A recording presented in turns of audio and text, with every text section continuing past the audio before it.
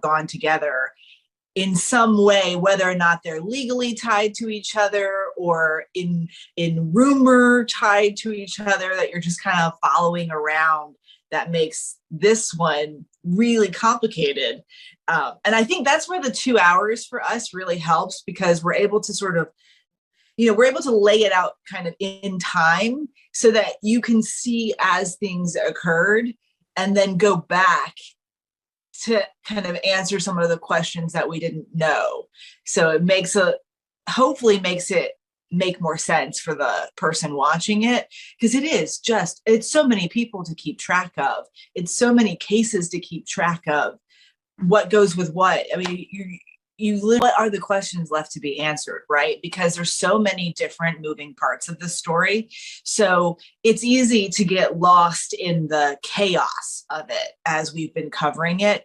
But what you really have to do journalistically is hunker down and look at, okay, here's what we do know. Here's what we don't know.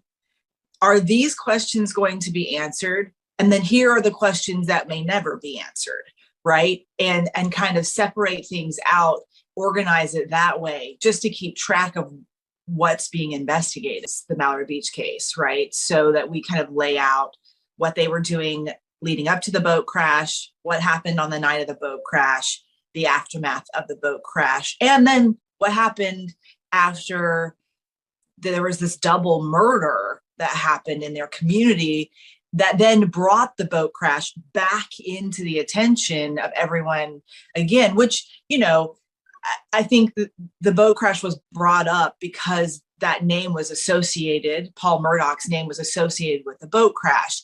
And I think what people forgot and didn't think about was it also opened this wound for this family again, who hadn't healed from what happened. They still don't have closure today from the loss of their daughter. They have so many unanswered questions. They want someone to be held accountable. And it's not just one person that they're looking at when they look at the night of that boat crash that they think should be held accountable for what happened that night. They think there are lots of people that... Go-to comfort food. Mac and cheese. What never fails to make you laugh? Farts. Sorry, that's the first thing that popped in my head. First concert you ever attended? New Kids on the Block. If you could have an unlimited supply of one thing, what would it be? Gummy bears. Favorite thing to do in New York? Walk. Eat. What's one thing people don't know about you? I guess my sister beat up a bully for me when I was like in elementary school on the playground. She's younger than I am. Who's your inspiration and why? My mother. I mean, I'm the daughter of an immigrant mom who came here and gave everything and did everything and made all the sacrifices. So I'm forever grateful to her. She's the example of strength and intelligence and perseverance and grace. She had such a grace about it all. Most rewarding story you've covered? I mean, there's so many. You become close to some of these people when you follow their stories and their journeys. So I don't know if it's fair to say like one was more rewarding than another, but I think becoming friends with some of the people that are part of really hard stories that you cover, there's something really rewarding about that. Most challenging story you've covered? I mean, the campaign trail, the last election, that was very challenging. Just because you're talking about difficult things that make people uncomfortable. And you want to have a conversation where people don't feel combative, but it's not always easy. And so you're constantly trying to think of ways to approach people so that they will share, because you want to know what they think. Advice you give your younger self? Don't care. Just go for it. Right? Like, I wish I focused less on what I thought other people were thinking. What I know now is people are almost never thinking that hard, and definitely not about you. What are you looking forward to the most about hosting GMA? I mean, it's fun. I'm looking forward to having fun, having those conversations. We have such a cool staff, which is an anomaly in this business, so I'm like really looking forward to the collaboration.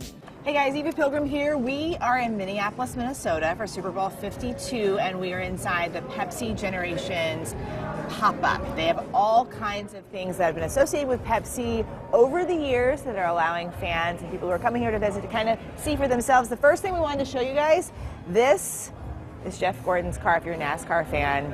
If you've never seen inside a NASCAR, just take a peek. Look how tiny that seat is. He's like hugged in there.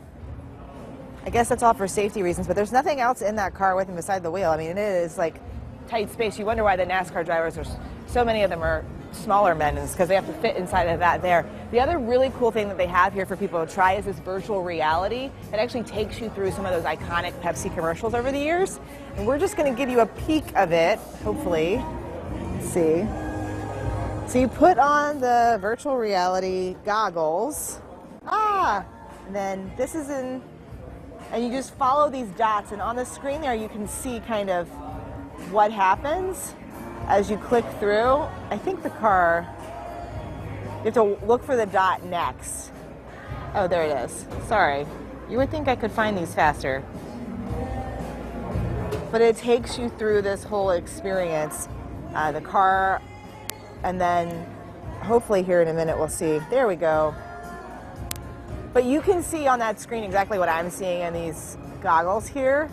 And you know, with virtual reality, you always feel a little goofy because you are moving around and looking at things that nobody else can see.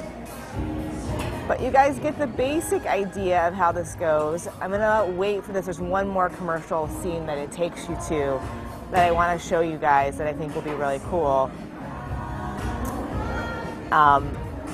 But you were seeing exactly what I'm seeing. So this is the famous Cindy Crawford commercial for Pepsi, if you remember. And I'm going to take these off now so I can show you.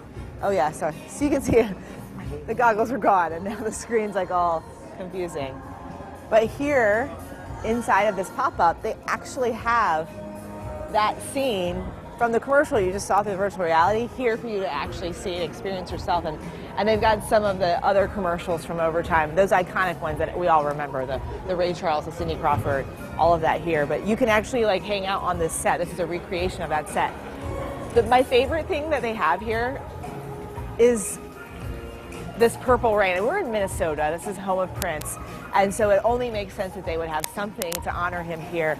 This is a memory of that Super Bowl that Prince played in the rain in Miami. And you can actually take the umbrella and stand in the purple rain, which is, I think, going to be a really cool Instagram opportunity for people and things for people to put on social media. And it is actually wet, so you will get wet if you're not careful in that area. So cool. That's like, you know, a little boomerang on your Instagram will be really awesome. This is the actual piano that Ray Charles played in his commercial for Pepsi. So you can sit down at the piano and pretend like you're Ray Charles if you want. I am not. I'm not talented like that. They've got a diner set up here. It's like an old classic 50s style diner. That is where the bar is. Tonight they're going to have it open for a private event for influencers and media. Low Cash is playing. They've got the stage set up.